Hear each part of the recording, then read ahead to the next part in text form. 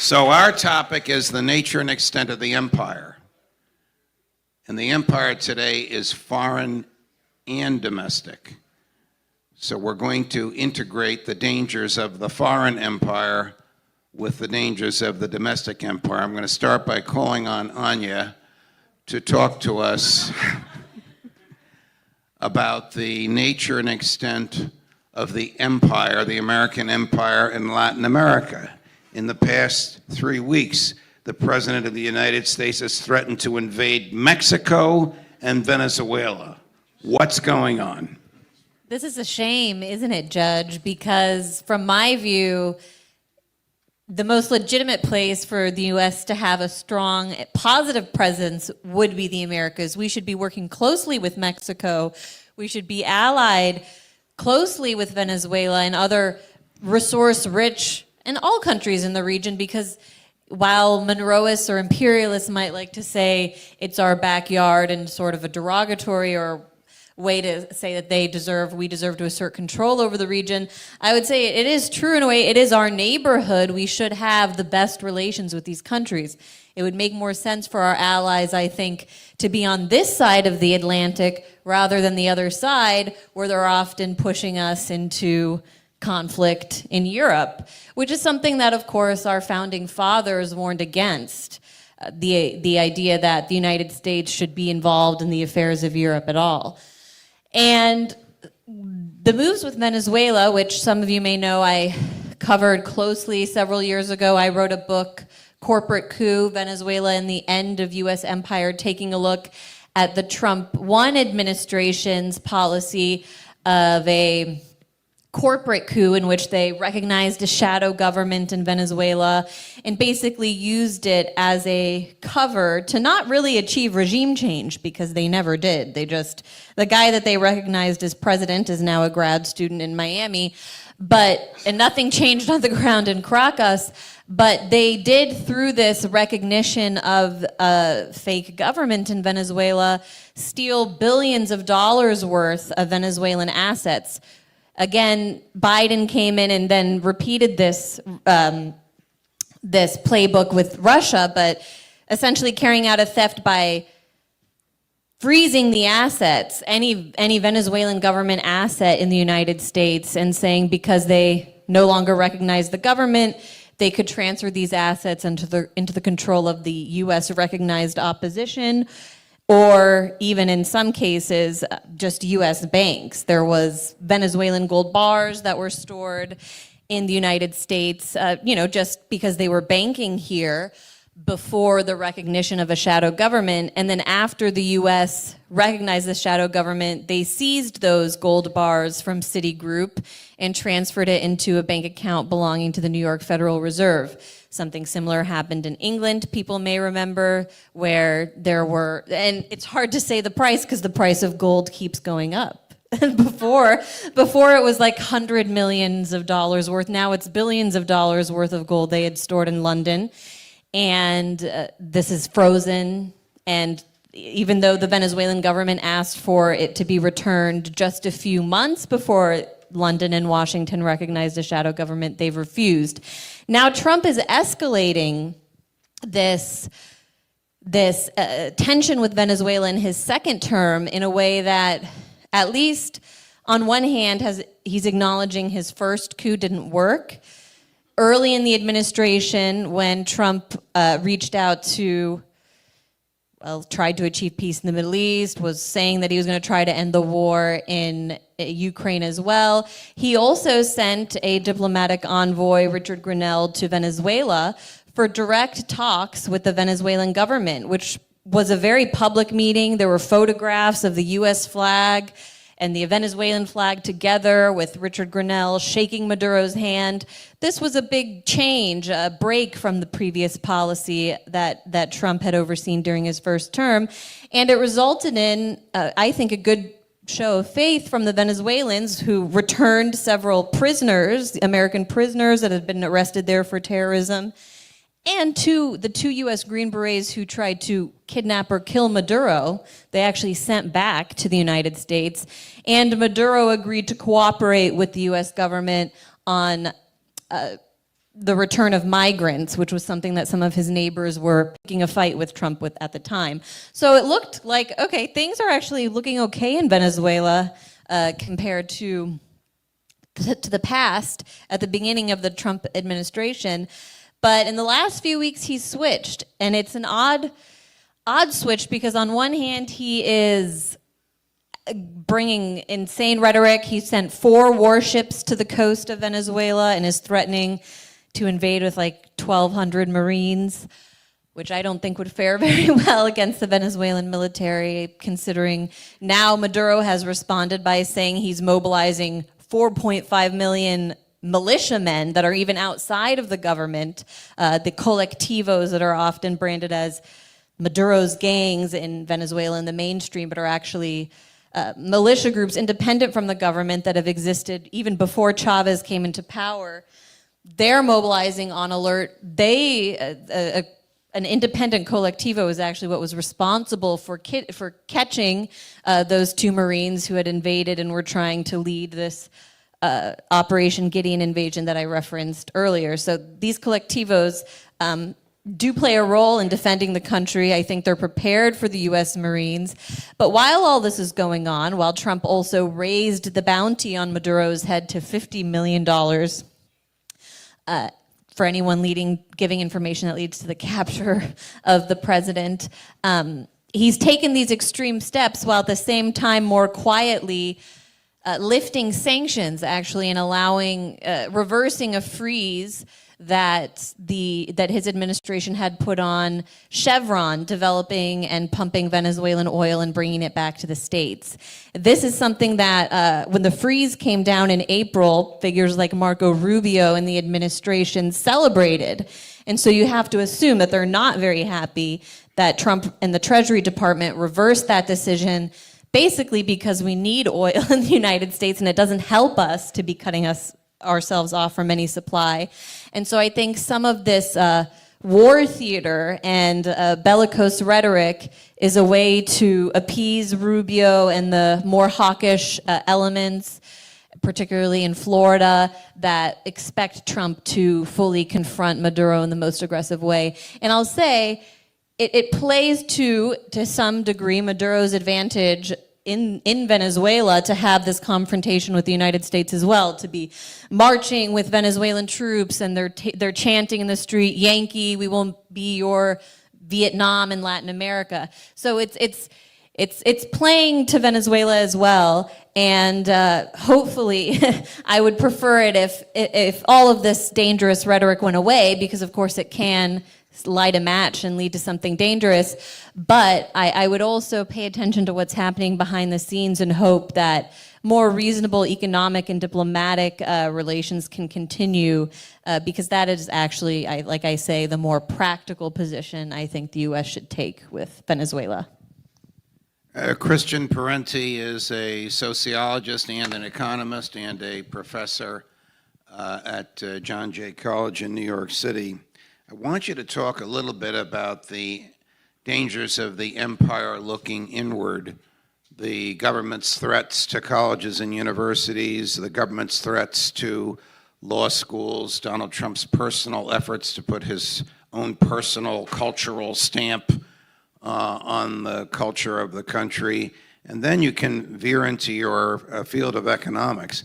What the hell is Hegseth going to do with $1 trillion a year, and how dangerous is that, Professor Parenti? Let me take those in kind of reverse order. I mean, I think one of the key facts in this moment about American empire is the rise of China. And I mean, American global hegemony is at one level over. And if you look at the political economy of China, that becomes absolutely clear. A crucial ingredient in this is rare earth elements, which are used in all sorts of high-tech equipment, from bombers to medical equipment. And in December, China announced export bans of rare earth elements and some metals, gallium and germanium, that are often considered rare earth elements.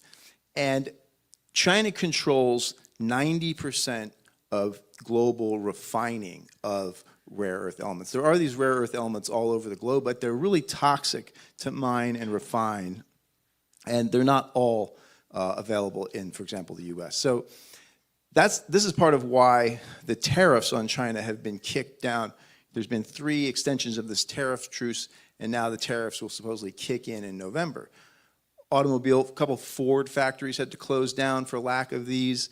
And this is just one element in the whole new equation, which is that China has, by a very different logic, extended its global power in a way that's so different from the US that it's kind of unrecognizable, building trade relations with one country after another. There's the Belt and Road Initiative, which encompasses 60 countries. It ties together in terms of the Mackinder thesis of the Eurasian landmass.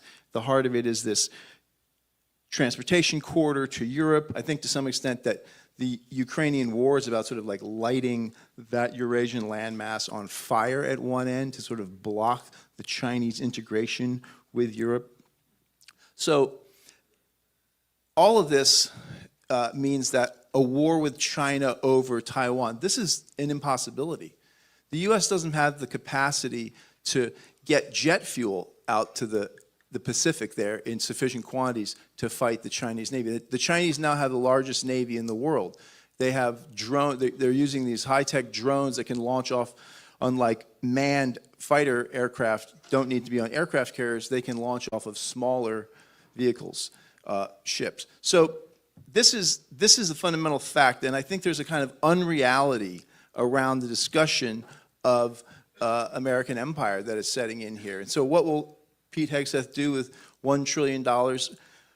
Hand it over to, what we've been doing for years, which is hand it over to parasitic, totally unaccountable, super corrupt military contractors that produce things like, the F-35 fighter that's, and now they're talking about an F-47 fighter that would cost $300 million per plane and is already basically dated by all of this pilotless, kamikaze drones that are, many of which are jet propelled. So I think fundamentally it would go into graft. It would also beef up U.S. military capacity. So then this brings in the question of what the domestic response. To some extent, I see this repression against universities, troops on the streets of D.C., sending ships towards Venezuela, sending ships out to fight drug traffickers, when the vast majority of drugs come across the border in trucks, as part of various free trade agreements. I see this as, to some extent, just sort of theater, dangerous theater. It's really dangerous. 2 months ago, the Secretary of Defense stood in Japan and shook his fist at China and almost threatened them to try and take over Taiwan. Does he not know that it would be impossible for the American military to resist the Chinese mainland forces in Taiwan? I don't know what Pete Hegseth knows, but there are people in the upper echelons of the defense establishment that publish openly about this. But it's not really discussed. It's not part of the national discussion. You see it also in the newspapers, right? You see the truth of the matter is reported in the Wall Street Journal and the Post and wherever, but then there's no recognition of the reporting about, China just cut off crucial rare earth elements that are needed in all of this high-tech weaponry, all this high-tech stuff, and we don't have any other source for it. And then you wait, well, what are the pundits going to say? What does the opinion page say? Nothing. And that's just like off on this other realm. So the defense establishment does know, but does the theatrical leadership class take this on board? It doesn't seem that they do. And also in terms of the repression of universities, this is just doing the bidding of Israel. It's also obviously about some more kind of theater, and these are seen as bastions of liberal democratic power, and so go after those as part of payback. It seems like that's what Trump is doing, is going for payback. And I should say, John Jay, the economics program is being investigated, or our chair is being investigated, because we sponsored a student group that showed a documentary about Israel. And so CUNY then hires... And for that, who's investigating John Jay for that? What government is doing this investigation? The administration hires a high-paid firm to investigate the department, And they're telling us that, like, criticizing Israel is against CUNY policy. And which is CUNY absurd. is owned by the government, is owned by the state Yes, of City New York. University of New York, yep. Wow. All right, Aaron.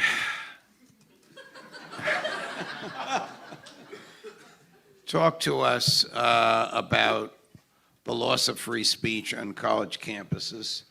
Talk to us about the dangers of 850 military installations around the country, and talk to us about the wars that Donald Trump is continuing: Yemen, Syria, Gaza, Ukraine. First, let me thank everybody for being here. I got to tell you that my fear coming in was that our audience, our Grayzone audience, was going to be all male. So thank you, audience, for shattering my own stereotype. It's great to see such a great crowd. Thank you to Thaddeus Russell for putting this together, for honoring the Grayzone. Thank you, Thaddeus. And thank you, Judge, for being here with us. It's such an honor to have you and to be here with you on stage. So thank you. I have a weakness for the man sitting next to me. When he says Saturday afternoon, I said yes. Where do I start? Yeah. Well, look, Judge, I can't give you a full answer to, because your question is very vast. But let me just focus on. Go with your heart. Yeah. Let me focus. The last panel was on the genocide in Gaza, so let me address the proxy war in Ukraine, where there's at least maybe some inkling of some interest in shutting that down. Is Trump any closer to doing that? Well, the one thing that he did do after the latest round of talks with his Russian and Ukrainian and European counterparts is he did actually change his own position. He was insisting that Russia agree to a ceasefire, and if not, it would face new punishing sanctions. And right after meeting with Vladimir Putin, he dropped that demand. And, the Russiagate conspiracy brain would say that's because Trump is beholden to Putin. But the real reality is that I'm sure Russia told Trump and his administration officials what the reality on the battlefield is. And Russia is in no interest in freezing a conflict that it's winning, albeit very slowly. And so Trump, at least coming around to that recognition that his demand was a non-starter, I think that's a small sign of progress. But then the question is, how far is he willing to go? I mean, Russia has some very clear demands. Territorially, I don't know exactly what Russia's red lines are, what they'll compromise on. But what they won't compromise on are NATO expansion into Ukraine. And also they won't compromise on this now dominant issue of security guarantees, where Ukraine and Europe is basically saying, okay, we can talk about stopping the war if essentially the U.S. agrees to give us a security guarantee, which essentially means the U.S. going to war on Ukraine's behalf if there's another conflict. And that's a non-starter for Russia. And funnily enough, it's also a non-starter for the U.S. Back in Istanbul 3 years ago, when there was talk about security guarantees, and Russia and Ukraine were trying to work something out, Ukraine went to the Biden administration and said, will you back us up if we reach this peace deal with Russia? And according to multiple sources, we all know now that Boris Johnson, the Biden administration, told Zelensky not to reach a peace deal. But we also know from one particular source, Alexander Chali, who is a Ukrainian negotiator, he's the one who famously said that we reached a real compromise in Istanbul. He said that the U.S. told him that we won't give you security guarantees as part of any peace deal with Russia, but we'll consider it outside of Russia. So Zelensky took his marching orders, walked away from the peace deal, and then Zelensky came back to the US and UK and said, all right, how about those security guarantees? And the Biden administration said, yeah, no, we're not going to give you that, even though there was no Russia at all in the equation anymore. So the US has consistently rejected giving security guarantees to Ukraine, but somehow still Europe and Zelensky hold on to this fantasy that it's going to happen. And all I see there is just a strategy on their part to prolong the war. And the question for Trump is he willing to clearly get up and say, no security guarantees for Ukraine, no NATO expansion, not just no NATO expansion to Ukraine, but no further NATO expansion, period, eastward, because that's Russia's core demand. Is Trump willing to say that? I don't know. He seems to sometimes have the inclination to, but he has people around him who would consider that to be heretical, to dare to cater to Russian demands. And then also, will Trump go back on his own actions, including tearing up the INF Treaty, which was a really important Cold War pact that he tore up in his first term? Is he willing to go back on that, which Russia also wants to see addressed? But at minimum, we can say on the issue of Ukraine, at least there's some recognition on his part of reality. And there's also a promise on his administration's part. J.D. Vance recently said, we're not in the Ukraine war funding business. And that will be a hard promise even for Trump to break, I think. So this is the one conflict where I think there's some possibility of peace. But everywhere else, I just see bleakness. I just see never-ending. In Palestine, it's hard to even fathom what is coming after all the carnage we've already seen. As the first panel talked about, Max addressed this, Trump has given the green light to the E1 settlement, which is like the last settlement to cut off the West Bank entirely, cut off North West Bank from the South West Bank, cut off East Jerusalem, which is the center of Palestinian life, on top of now the green light to go in and destroy Gaza City, which is one of the few areas of Gaza that have not been completely annihilated. So on Ukraine, I'm seeing some possibility for a resolution. Everywhere else, I'm feeling very bleak.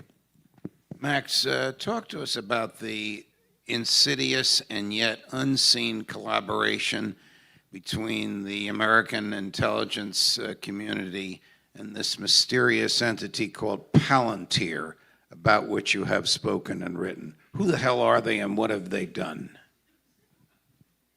Well, Palantir is the American intelligence apparatus at this point, and they increasingly are the government. If you look at Peter Thiel's ties to J.D. Vance, Peter Thiel's ties to RFK Jr., what is he? He's just a front man for a guy named Jim O'Neill, I think his name is, who is the former head of Peter Thiel's foundation. He's the number 2 at HHS. Peter Thiel's got apparatchiks in every major cabinet. Peter Thiel and the sort of PayPal mafia have never had more control over government. And if you go back to, it was a speech Peter Thiel gave at, ironically, he used to fashion himself as an anarcho-capitalist or a libertarian, and he spoke at the Libertarian Party's convention years ago. I wish that I could get the exact year, but he said basically, no one is going to elect us. We're not going to win power through electoral means. We will use technological means to achieve power behind the scenes in government. And through Palantir technology, they're doing that. Through Foundry, they are aggregating all of our data and merging it across government, all across government. That's all data that's commercially available, as well as all of the data we give to the government, is all going to be in one place in the hands of Palantir. Palantir also arranges or oversees all targeting for the Pentagon and for most an increasing number of Western militaries through its Maven system. Maven is what the Pentagon uses to kill people around the world. It's a global targeting system, and Palantir's CEO, Alex Karp, says, well, we're killing lots of people around the world, but they're all just terrorists. He's a fanatical Zionist who hates his hippie parents who are from Berkeley, and he is obsessed with cashing in as this wizard of assassination. And where is Palantir providing assistance and where has it established a laboratory for exporting the technology further that it's refining? Gaza. Peter Thiel's proud of assisting the Israeli military through it with its AI gospel system, which produces so many targets it's impossible for any human to vet them, and is a major reason why we've seen so many families disappeared from the civil registry, because they're just being wiped out as they're targeted by an AI system using something called Where's Daddy, which determines when the father of a family will come home, and then they strike him. Palantir's Maven was, I believe, the basis for that. Palantir, who is the top lobbyist for, one of the top lobbyists for Palantir in the United States, Ballard Partners, who was a key executive at Ballard Partners, Pam Bondi, the Attorney General, and Ballard, I'm forgetting his first name, was in the first Trump administration. Pam Bondi didn't have by the way, she didn't have the Palantir contract. Her contract was with Qatar and with Geo Group, the private prison, which is cashing in on Trump's deportation/sadism policy, because so many of the migrants are being shoveled into private for-profit prisons. But you get the point. Stephen Miller has 250,000 or more in stock with Palantir. Palantir is like this mafia that runs the Trump administration. But isn't Palantir afraid of you? Didn't they drag you out of some conference for fear that you might expose them and ask questions they didn't want to answer? I've seen that on tape. Well, I mean, they're part of a bigger... I mean, you asked Christian, where does the $1 trillion go? It's going to the AI warlords increasingly, and not just the big five, and Lockheed, the blue chip kind of military industry companies. It's going to these AI warlords who are hucksters, who are afraid of the press, and are trying to sell the U.S. government on their ability to outcompete China, which is the other AI superpower. One of them was Rhombus at this. Anyway, I walk into this conference, the AI Expo in DC. It's really the future of the arms industry, but it's drones and it's AI weapon systems, run by Eric Schmidt, who oversees the fourth offset for the Pentagon, oversaw that, which is getting the Pentagon on board with investing hundreds of millions, billions of dollars of our money into AI hucksterism. And the first company that you see is Rhombus Power, which is a CIA contractor, contracts with a lot of the intelligence agencies, and claims that it can predict conflicts, that it predicted Russia's invasion of Ukraine to the day through AI. It's predictive technology. This is, bunk. I'm just calling BS on their ability to do that, but they're getting so much money. And then you have Palantir putting on presentations right behind Rhombus Power. A journalist from France 24 walks up to try to ask them about their new Foundry contract with the Trump administration, which, as I said, it aggregates all of our personal data and puts it all in one place without any privacy rights for any of us. And she starts getting escorted out by police, by security, and I'm just standing there filming her getting taken out, and they start taking me out too. I convinced them to let me back in, but then later I tried to question the former head of Israel's military intelligence, or Amman, about how he helped set the stage for the genocide in Gaza, and then they finally took me out. But then my direct messages started filling up with angry, very childish messages from the head of Palantir's strategy division, Eliyahu Yunus, who was like, I saw your video, really great Pulitzer Prize winning journalism, bro. Actually, you suck. Actually, you're, and he just wouldn't stop. I'm like, where is this going? Are they going to get the Maven system on me? Like, should I respond? And I realized they're just thin-skinned, childish individuals who have never been challenged, who are afraid of the media, which means we need to apply more pressure. And just on this question, this whole question, here is something we can do, which we should be doing, which is that all across the country, people are starting to wake up, especially in rural communities, and realize that these data centers are being built in their communities that are taking their water, taking their electricity, and leaving them with nothing. And they're paying off local authorities, and they're having these angry city council meetings and local municipal meetings, and they're not drawing the connection.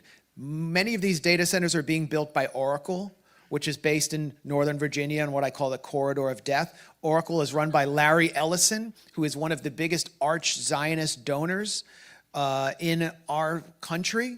He owns a private island in Hawaii and brings politicians out that he literally owns. He owned Tim Scott, the Republican politician. He was his only donor.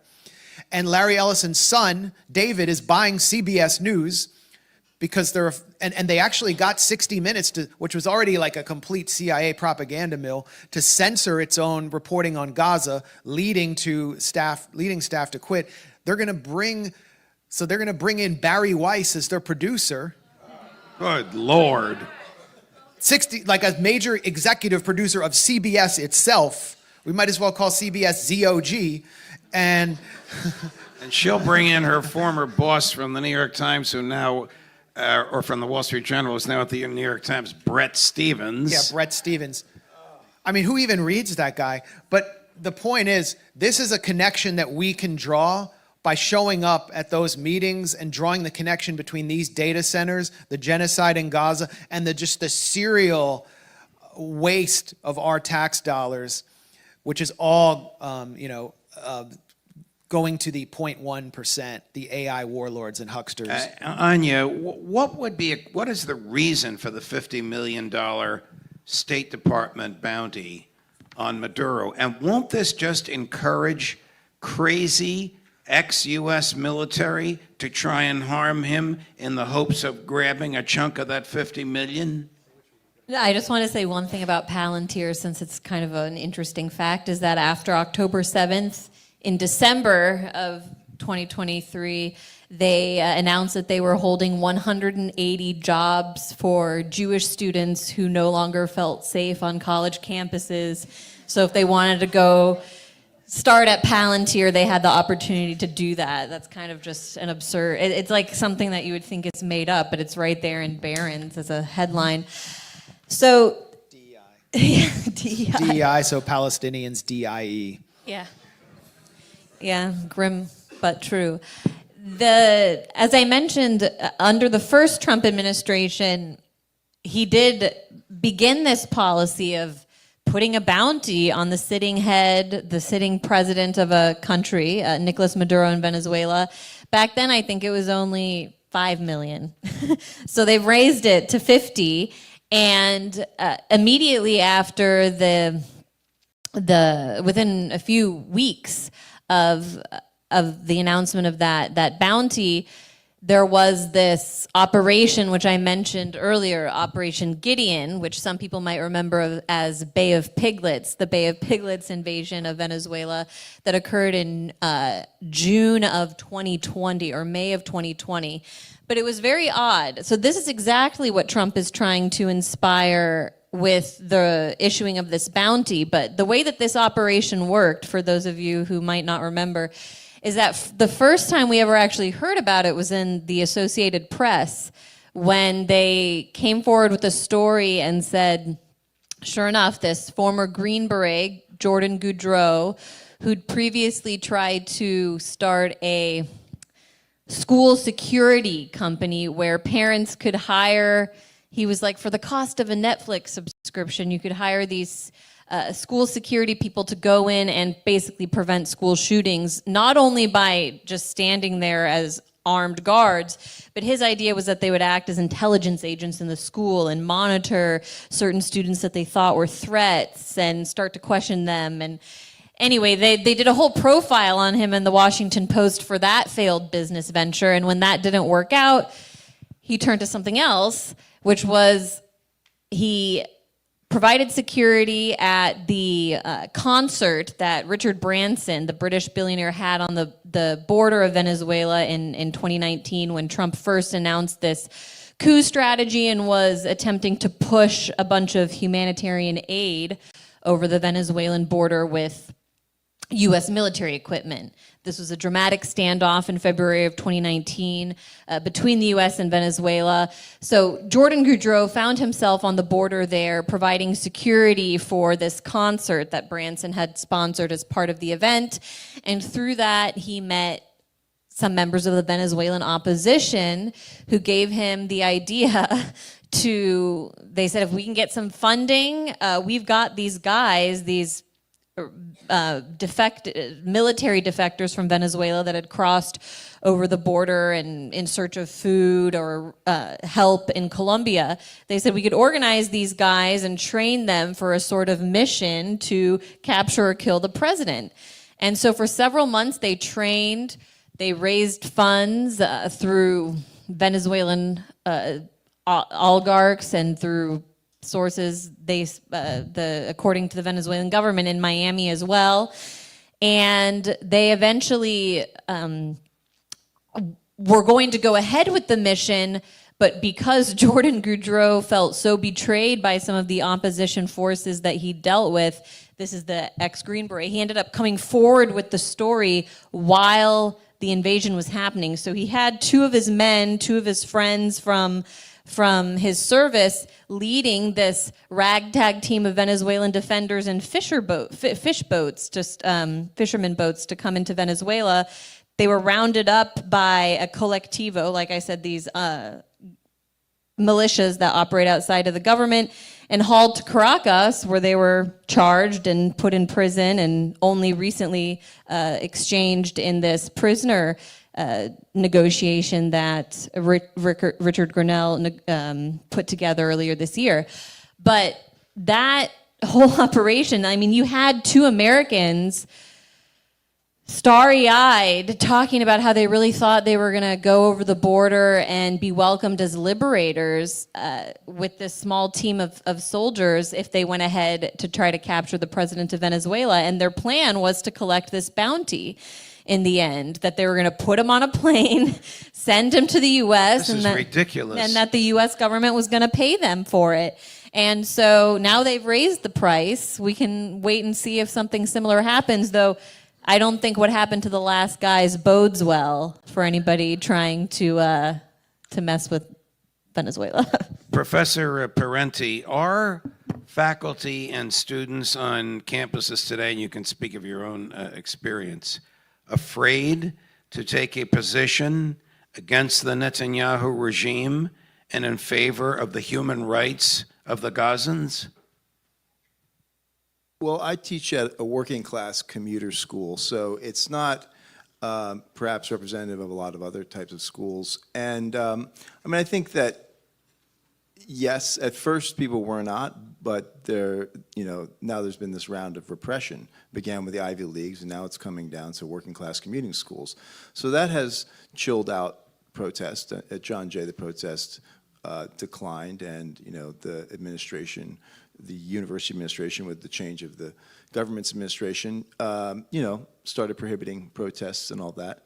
So, yes, to some extent, I think there is. And I think that as news spreads of people being investigated for totally innocuous, like co-sponsoring a student event, showing a documentary, and I don't think anything will come of that, but that's a huge hassle, and it's going to be enormous amounts of money out of the budget to this private legal firm that, of course, its interest is to be like, yes, we found more evidence, so you have to, pay this next bill, and then the next bill, and then the next bill. So, yeah. Aaron, why is there no anti-war movement in the United States? When I was 18 and 19 years old, this is the late 60s, the anti-war movement was huge. It toppled the President of the United States, LBJ.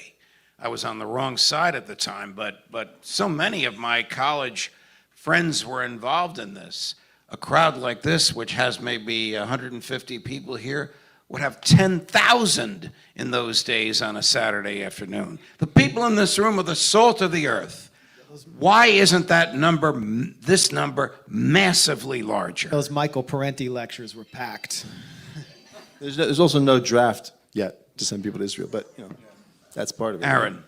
Well, all those, the draft, and but look, I'm biased. I'm going to blame, the Democratic Party especially, because there was so much energy in the Bush administration. We were all there, or a lot of us were there for the anti-war protests, and Barack Obama came into office and told everyone to go home. Like, I got it from here, and proceeded to attack, so many countries: Libya, Syria, Yemen, Afghanistan, surging there. But then also you had Russiagate, which I'm particularly prone to blame, because, Russiagate came after the 2016 election, when there was genuine anti-war sentiment among the electorate, which Trump exploited and helped use to get the victory. So the obvious answer after Trump takes advantage of anti-war sentiment is for the Democratic Party to present a genuine anti-war voice of their own.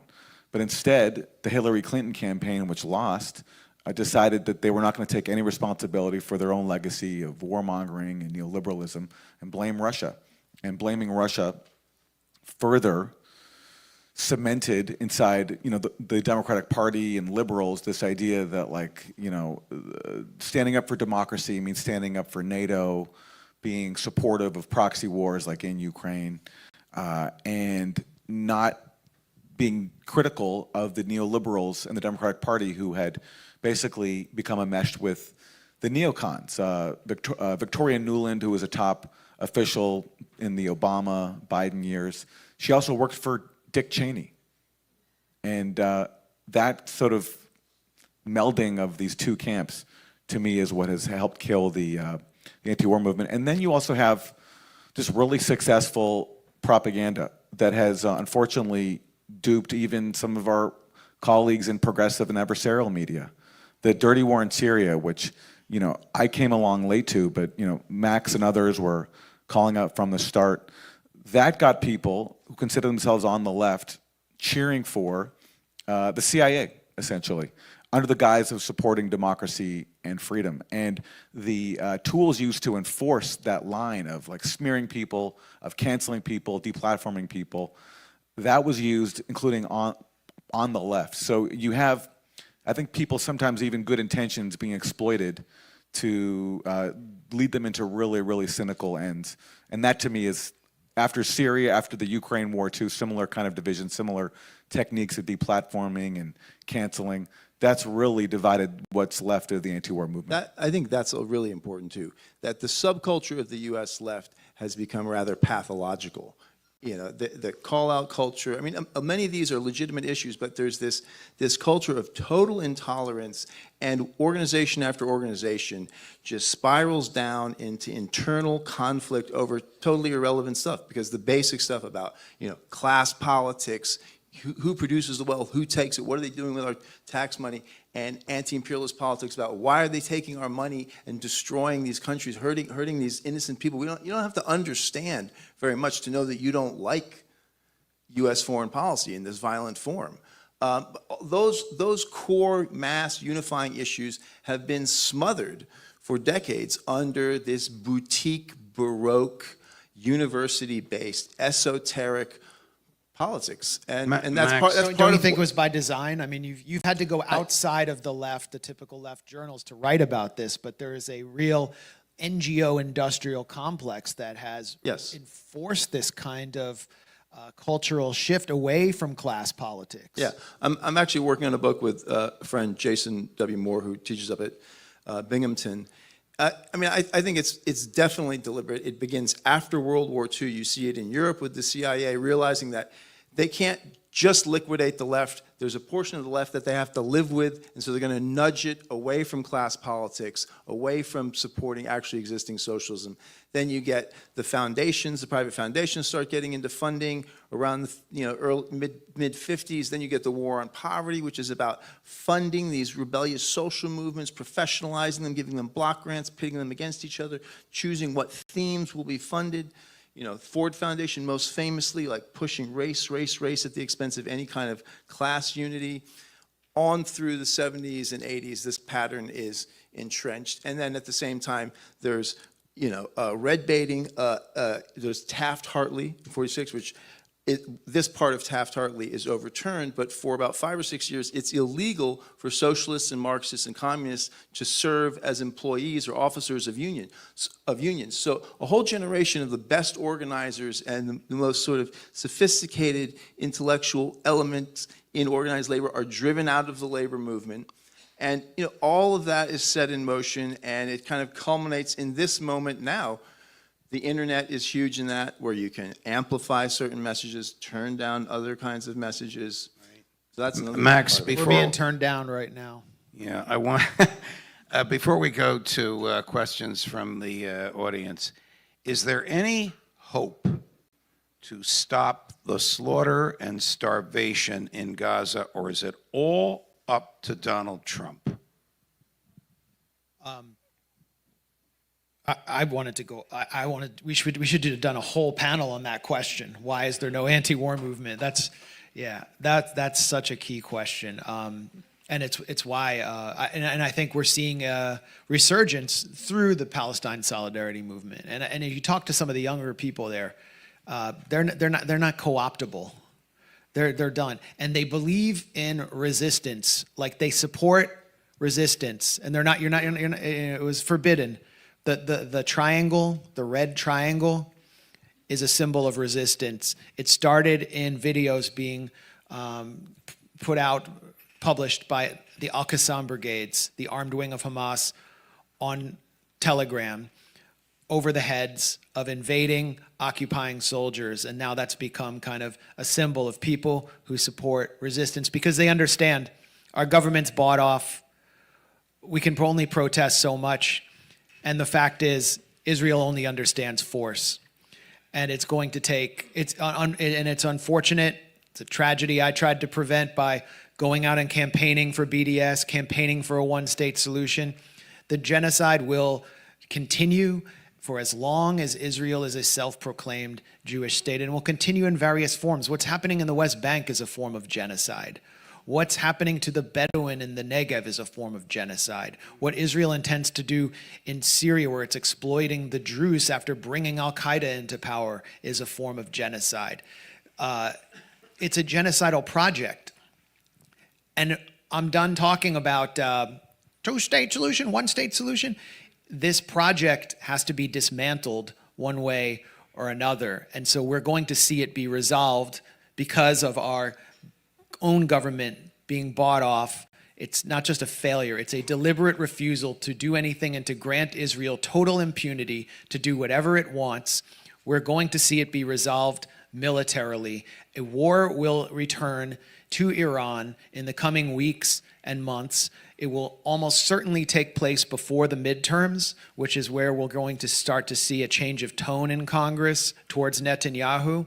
And Netanyahu has total control over Trump. He has him by the short and curlies. And he's going to exploit that to the maximum to try to draw the U.S. back in, including through boots on the ground. It's going to be a more violent war than before, and the future of the self-proclaimed Jewish state will be decided through this conflict, whether it will be able to continue its genocidal project or it will collapse. So Trump, this is something interesting, just in closing, that I mean, it's not being portrayed properly in the media. Trump has said that he obliterated Iran's nuclear stockpile like 11 times in separate Truth Social posts in the last 2 weeks or so. He keeps using the word obliterated.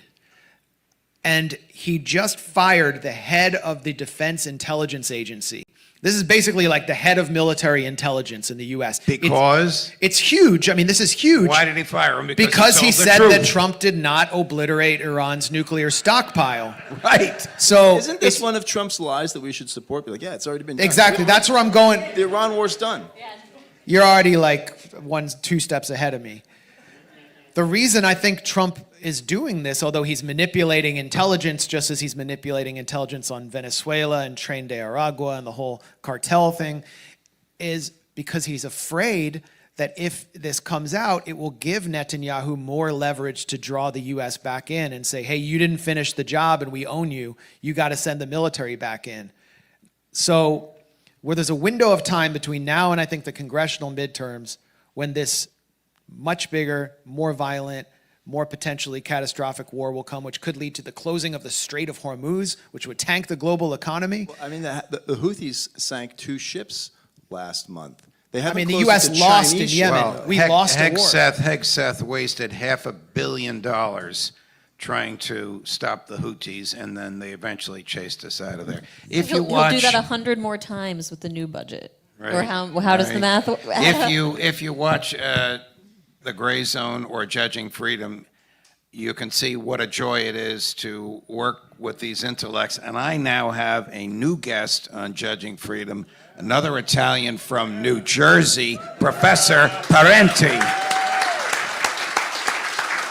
Sounds good. All right, the folks with the microphones, are you ready? Because we're going to go to Q&A from the audience. I need you to come down here. I'm going to start at this level. This gentleman with the baseball cap on, they're coming to you now. Just 1 second, sir. I can't see what that cap says. That's not a Red Sox hat, is it? No, it says, of course I'm right, I'm Bob. Oh, all right. For any of the panel, sir. My question is for you, Judge. Is there a constitutional way to withhold our taxes in protest of war? I'm aware of some effort in Northern California where they've tried this. The community is suing to not have their tax dollars go to war? Because if you can interrupt the money, you might have a chance. When that was tried in the Vietnam era, the LBJ and Nixon administrations prosecuted people that didn't pay their taxes. And quite frankly, with the government's debt, Professor Parenti, most of the money that goes to the Defense Department is borrowed and printed. They don't even need our tax dollars for it. So the short answer is no, there is no lawful way to do it. It takes tremendous courage, fortitude, and a willingness to risk all. This lady over here. I don't mean to be rude by saying this lady. I'm just trying to identify you for the microphone. I'm she, fellow. her. It's cool. Thank you. I guess, yeah, my question is for just anyone who wants to, maybe for Max. How annoyed are you now that friggin' Count Smirkula is coming out and saying what he should have done, you know, he was smirking the whole time. Oh, no, we're not denying it. And then you called him out more than once, and then they threw you out of that. I think it was Blinken's last Live Fest. But, like, it just, I am so annoyed with these people who are, now that it's safe, now that I no longer work for the government, now I'm going to say, oh, yeah, Israel is lying, and we help them. But, you know, I don't know. I mean, you're vindicated, obviously, but, like, it's just, I don't know. What do you, I'm sure you don't, you know, I don't know. Obviously, I'm really mad, but thank you. I love that question. It really, you know, it shows that, like, everyone in the room is kind of in on the joke, and you know, they're not. Matthew Miller was not. He still doesn't get that what he's doing is seen as repulsive. This is the spokesman for the Biden administration State Department, Matthew Miller, who we referred to as Count Smirkula. As I was being thrown out of my final press briefing where I confronted Tony Blinken, he was like organizing his troops to get me out of there. He was like waving his reliquary at me, and I said, you smirked your way through a genocide, and it kind of was like, I don't know, it just kind of came to me. And that's what he did. I mean, every day he was lying and lying about the negotiations, about the crimes, and then he comes out and he does a series of interviews, speaking kind of on behalf of Blinken and that cadre, and he declares in his first interview that he knew Israel was committing war crimes, but it was his job to not say that. So I mean, you're a war criminal then, and you lied. Number two, he just spoke to, I think, Israel's channel 13 or 12, and this is part of a strategy I think Blinken and his people are crafting to try to undermine Netanyahu.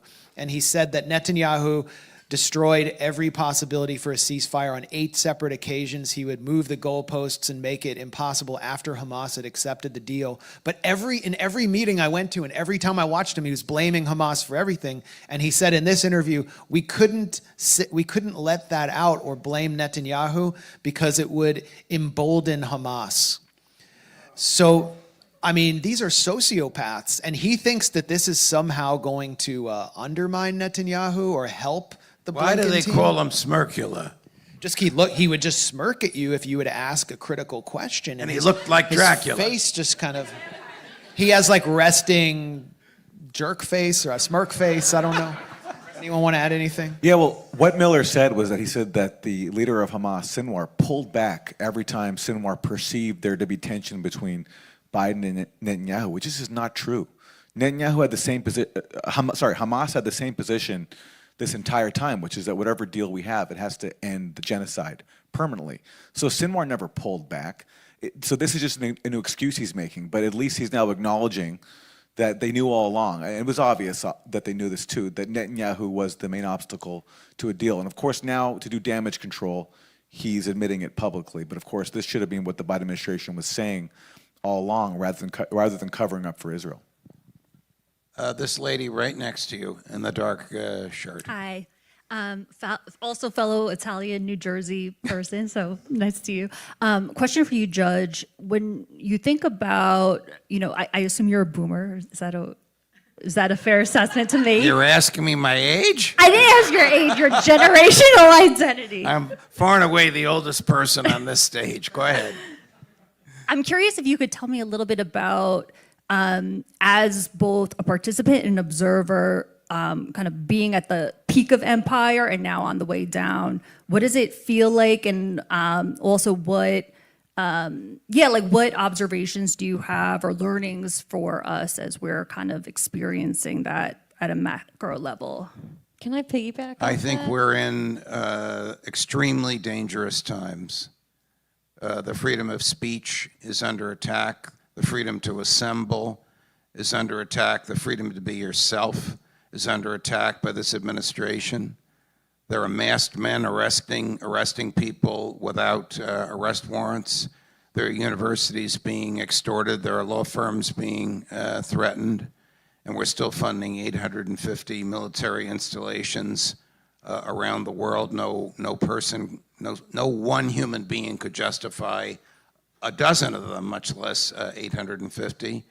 These are very dangerous and dark times in which we live.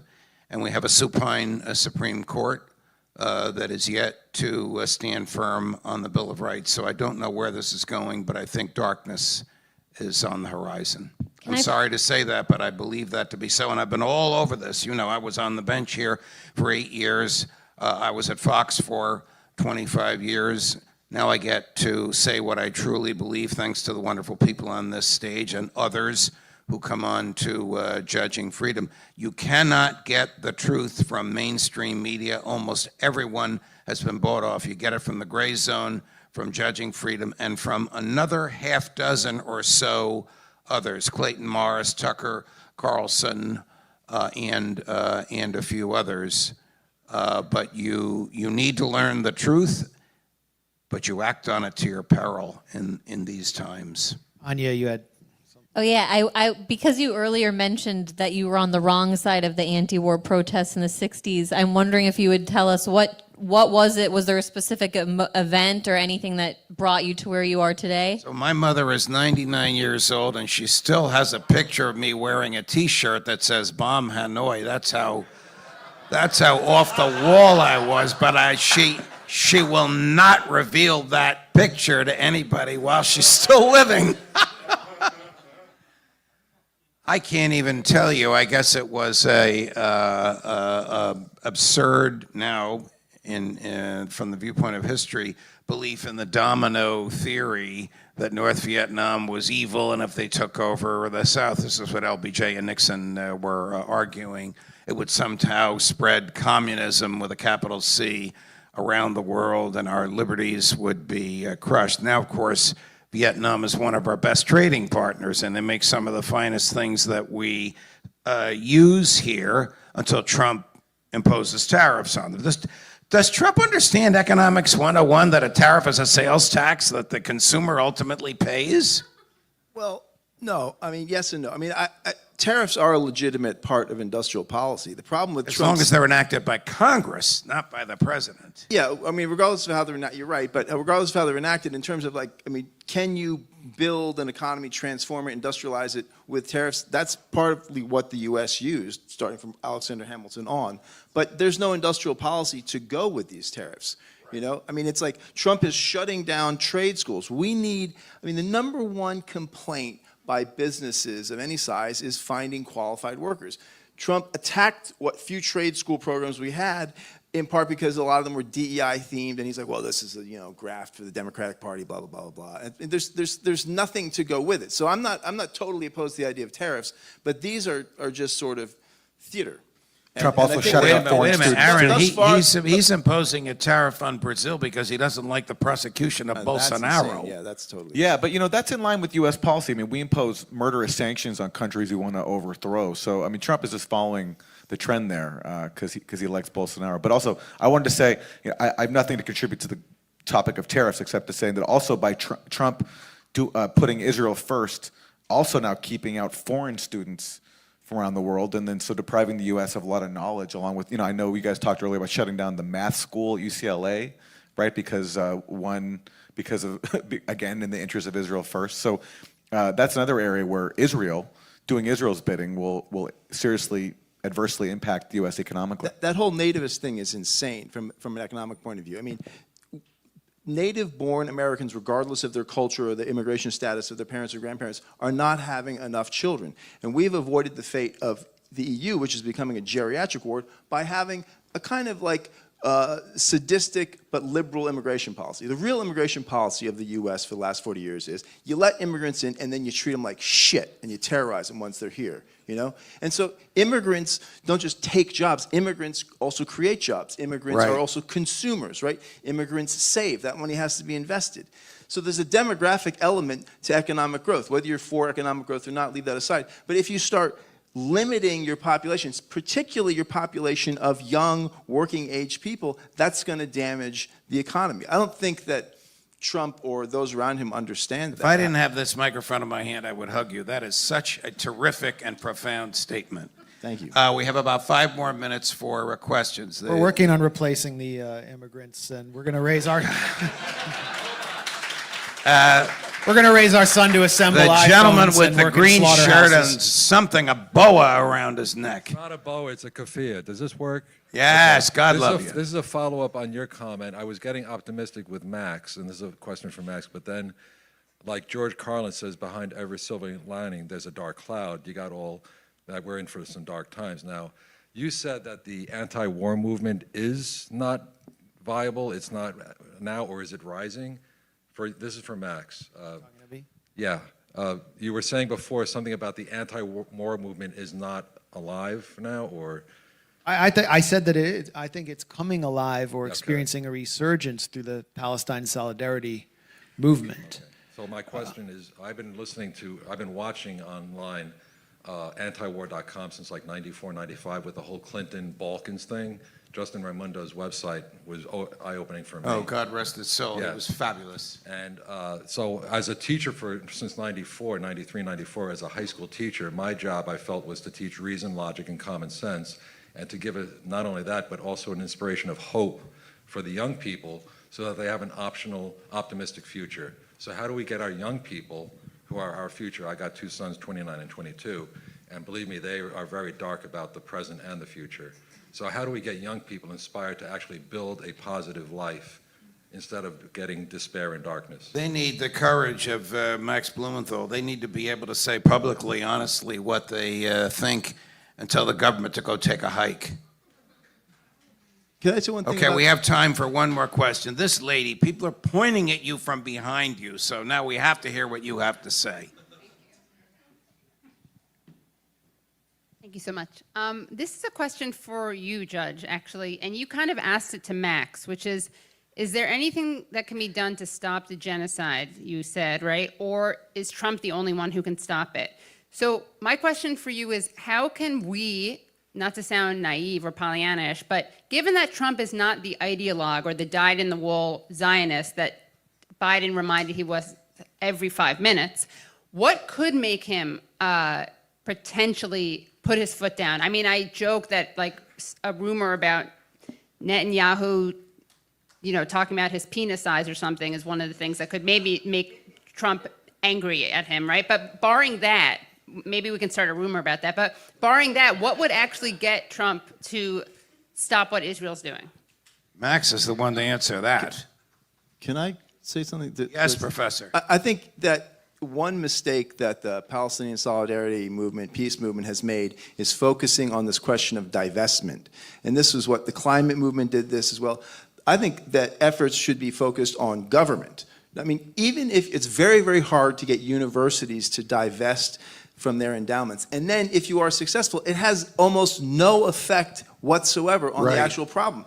It's the elected officials like AOC who voted yet again for the Iron Dome, even though she's decrying the genocide otherwise. I mean, put pressure on these people, put pressure on that class. Forget this bank shot of going through the university endowments. All of that energy should be put towards the political class. I get why students do that because they're trapped on campus and it's like, it seems like where the rubber hits the road, follow the money, but actually the money it's far too attenuated and indirect a target. It should be on the policymakers, on the elected officials. That's where the peace movement should be focusing. Max, its the attention. last word.